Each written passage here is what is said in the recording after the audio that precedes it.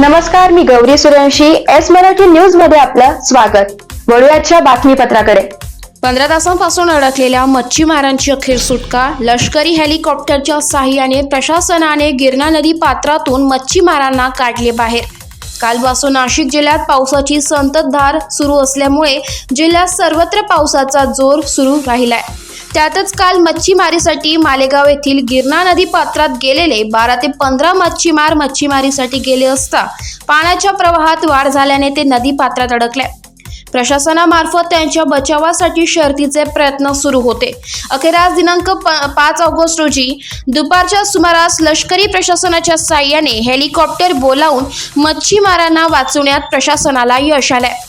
लष्कराने अडकलेल्या सर्व मच्छीमारांना सुरक्षित स्थळी बाहेर काढले. लष्करी प्रशासनाच्या या मदतीनंतर मच्छीमारांनी लष्करासह स्थानिक प्रशासनाचे आभार मानले.